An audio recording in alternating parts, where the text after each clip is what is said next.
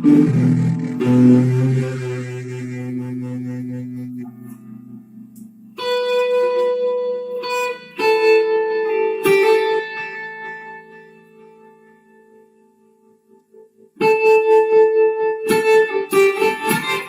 Allen Bickford here. It is the 31st of March 2022 at about 7:12 a.m. here in Klamath Falls, Oregon, my hometown.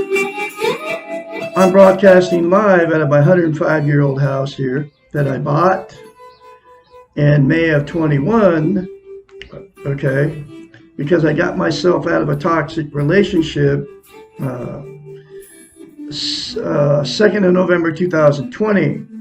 And the reason I got myself in that toxic relationship was it was my fourth marriage, because I had no self-esteem. Okay, self-esteem is self-love, self-confidence, self-worth, and that landed me here on Facebook Live on today's date, which I've been doing on Facebook about a month now, I think.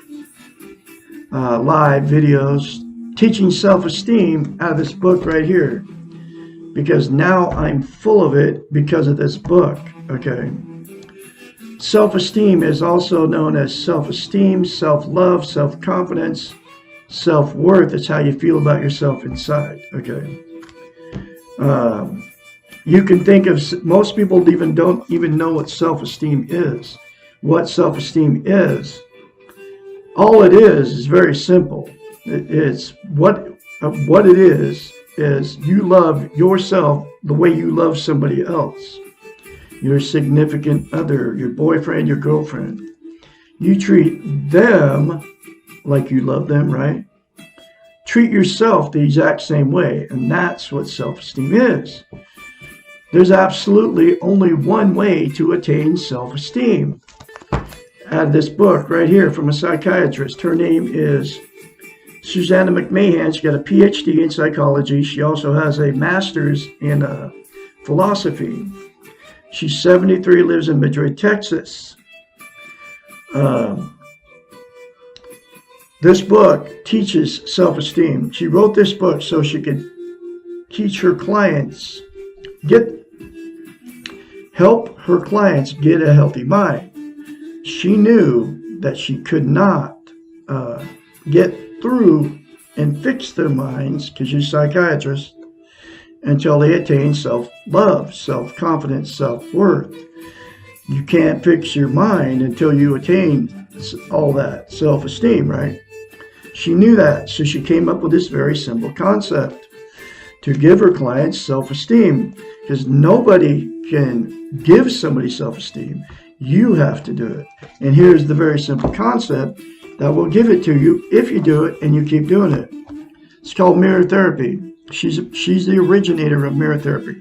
You look at yourself in the mirror, say, I love you. Excuse me. Say, I love my inner child. Say, I'm worthy to be loved, worthy to love. You say those three things to yourself in the mirror instead of criticizing yourself, folks. It will give you self-esteem on steroids. I kid you not. If you do it and you keep doing it, okay? Because to maintain self-esteem, it's like lifting weights. You quit lifting weights after you've been lifting for a while, you have to start over. Self-esteem is the same thing on the brain. You have to repeatedly practice self-esteem. So those three things to yourself in the mirror daily, basically for the rest of your life. And the more you say it, the more self-esteem you get, okay? And once you attain the feeling of having self-esteem, you'll never want to lose it. I say it every day to myself because it has to be practiced. It's a lot easier lifting weights than lifting weights. I love Douglas Bickford. I love my inner child. I'm worthy to be loved, worthy to love. Less than 10 seconds, folks, will change you from the inside out and give you self-love, okay? And the problem without self-esteem is, number one, you can't be loved without it. Number two, you can't love without it. And number three, you cannot be content without it. Okay? Three of the most important things on the planet, and you can't get it unless you love yourself. Okay? So what happens with relationships, I'm talking about romantic ones here. you'll attract exactly what you are. If you have no self-esteem, that's what you're going to get. And they won't love you. Okay? And the only way to get a healthy relationship is to have self-esteem going in. You have to love yourself before you can ever love somebody else. Okay? That's the way it works. I don't know why it's that way, but that's the way it is. That's the way we were made. Okay? And the other thing is you can't be content without it. Content this is what it is. It's known as eternal peace, internal peace. It's also known, you feel good about how, where, and what you are. You can't be content without self-esteem. And there's 10 things that people use to try to be content. Drugs, alcohol, sex, gambling, food, religion, another person, material possessions, or money. Okay. Those are the 10 things that people try to use. They're all known as externals. They'll make you happy temporarily, but they'll never make you content. Absolutely never. And the absolute only way to be content is to attain self-esteem. And the absolute only way to get it is those 3 things to yourself in the mirror daily for the rest of your life without fail. And what happens in these toxic relationships? There's 2 things that will happen. Since you can't love or be loved without self-esteem, you'll stay in a bad relationship forever, or you'll relationship jump. I'm a relationship jumper because I've been married 4 times and divorced 4 times because of no self-esteem. I didn't know what was going on in my last one. I knew 2 months going in after I married this woman on Craigslist. I mean, married her after meeting her on Craigslist, after posting an ad on Craigslist. 2 months after I married her, I knew there was something wrong with it, but I had no idea what it was. I didn't know what it was until I landed at my son's house and found this book buried in a box at his house that obviously never got read because he's married to an alcoholic, abusive woman just like I was. Okay. Still with her. He's been with her like over 8 years. And she beats him down like the redheaded stepchild, just like I got beat down like the redheaded stepchild in all my marriages. Because I had no self-worth, no self-esteem. The only way to get out of those toxic relationships and get in a healthy one is to attain self-esteem. Okay, you all know what I'm talking about. There's billions of people in toxic relationships right now because they don't have self-esteem. So that landed me here on Facebook, like I said, on today's date, and YouTube. I've been on YouTube for over a year. I've been on Facebook, like I said, for a month, teaching how to attain self-esteem from Dr. Susanna McMahon. Okay. And here is the next chapter.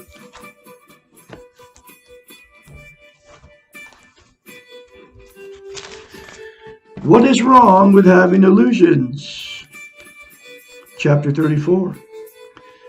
As mentioned, it is necessary to kill our illusions in order to learn acceptance. And illusions are television, folks. They're the Facebook, the YouTubes now, the social media. Used to just be the TV. Every chapter in this book, almost every chapter, talks about how we've been trained and taught not to love ourselves. And the TV is the huge one they're doing it with. And now it's the TV and all the social media. Okay. So, and it's all illusions. Okay. What is wrong with having illusions? As mentioned, it is necessary to kill our illusions in order to learn acceptance. Why? Illusions, expectation, myths, and wishes are necessary precursors to the unexplored life. They're often used to prevent the reality of life from causing pain. Y'all know what I'm talking about. Turn on the boob tube. It makes you feel better while you're watching it, no matter what's going on in your life. They frequently serve to keep us from living the moment.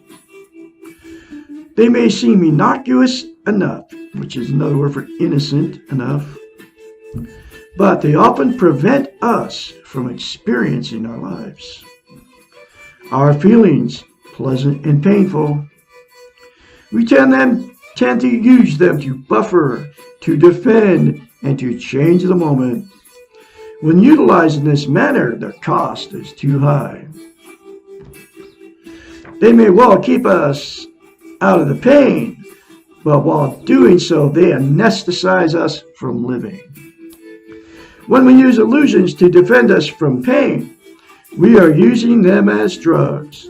We are no longer wide awake, alert, responsible, and aware of ourselves in the moment. Let me read that one more time. You're using television, Facebook, YouTube as a drug, folks. It's the same thing. When we use illusions to defend us from pain, we are using them as drugs.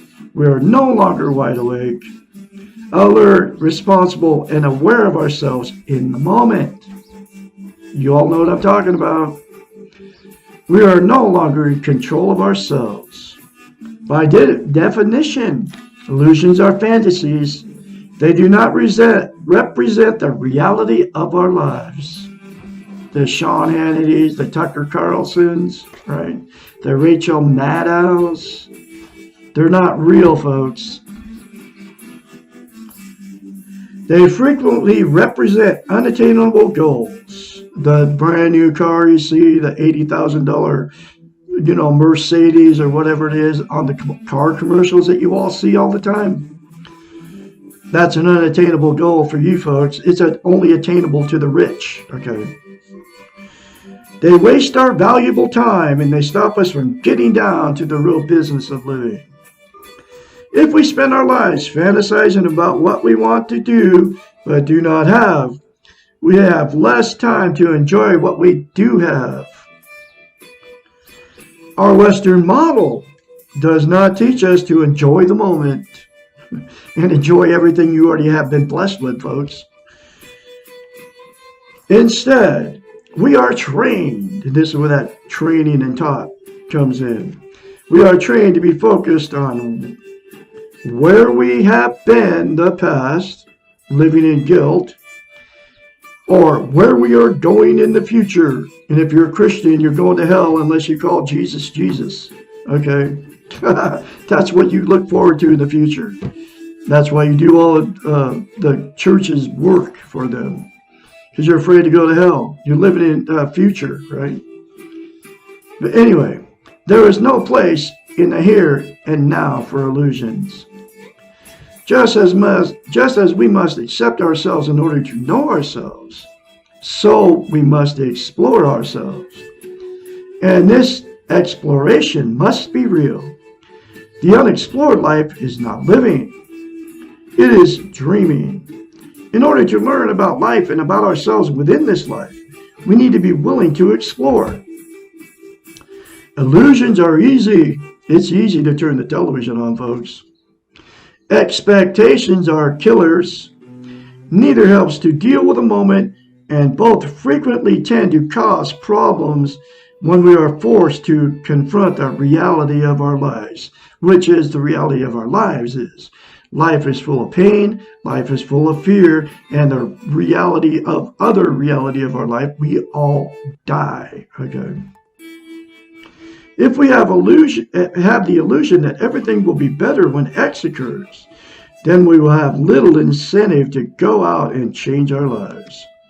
Instead, we will sit around and passively wait for X to occur, or we focus all our energies into forcing X to occur. And if it does not occur, we frequently find that we are no better off than before. In fact, we may feel much worse. We may become frustrated and depressed. Illusions tend to produce passive behaviors or unrealistic need to control things that are out of our control. Okay. You all know what I'm talking about. It comes out of the television, folks. There are a means to externalize and therefore avoid the reality. They are a means to externalize and therefore avoid the reality of the situation. They mean that we are spending the moment living in the future, in the never, never land of what if I had more money, and what if I had that cool house or that cool car, or I was like Rachel Maddow or Sean Hannity, who has 900 houses. What if I could be like them? I would just be happy then. And then you don't even think about what you have right in front of you, your beautiful house, your beautiful children, your beautiful animals, all the things you've been blessed with, because you're in the never, never land of illusion, wanting to be like all those people you see on TV, Keanu Reeves, right? The Matrix dude. You want to be like that guy because you see him on television. It looks perfect. It's an illusion, folks. It's not just him. It's all of them. Okay. Let's see. In fact, we may feel much worse. We may become frustrated and depressed. Illusions tend to produce passive behaviors or unrealistic need to control things that are out of our control. They are a means to externalize and therefore avoid the reality of our situation, which is, I'll say it again, we all live in pain. The life is full of pain, life is full of fear, and we all die, folks. That's our situation. The neverland of what if. Expectations are similar in that they indicate that we're living in the future.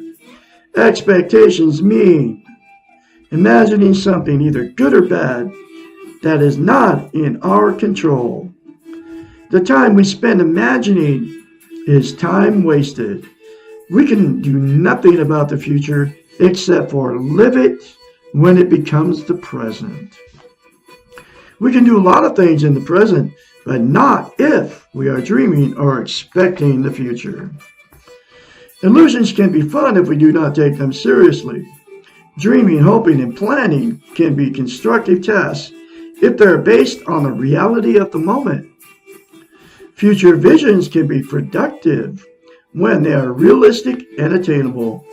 If you know that you're moving to a new city in 6 months, you can dream about what your life will be like and you will plan for the move. These are normal events and reality-based. The danger begins when your illusions transcend the reality and begin to dream that everything will change because and only because you have moved. You are now creating a set of expectations that can only lead to failure. Remember, you take yourself with you wherever you go, and you take any unresolved problems with you. If you use illusions and expectations, dreams and wishes as to escape from yourself and your life, you will quickly find they will not work. Excuse me. Having future goals and visions and working toward them can give extra meaning to the present if and only if your self-esteem is not based on your future success. There may be times when the present is too painful, and the only hope is that there will be less pain in the future. Knowing that the pain will pass is not an illusion. Recognizing that change will occur and that change will produce a better situation is called hope. What we do and how we handle the painful present is active behavior. Riding through the pain is quite different from denying it. Allowing the pain to exist, accepting yourself as being in pain, remembering that this pain will decrease over time and that you will be stronger for having experienced your pain are entirely different processes than utilize illusions, television, to deny the pain. The explored life recognizes that pain is part of the reality of life. Illusions, dreams, expectations, and wishes stop this exploration process That is why they are so dangerous. Whew, that's a very important chapter for you folks. You can all get this book. It's in a link in every video I put up in the description. You are all full of goodness. You were born good. You will leave good. I can be your mentor when you start going through this change. If you say those three things to yourself in the mirror, you'll start to love yourself. You'll start to act like you love yourself. Instead of destroying yourself with drugs, alcohol, sex, TV, religion, another person, material possessions, money, gambling, food. 458-232-5238. That's my phone number. Call me anytime, day or night. I'm going to have another chapter for you tomorrow, which is chapter 35. Why can't I keep my defenses, from Dr. Susanna McMahon. You all have a great day out there, and I'll talk to you tomorrow.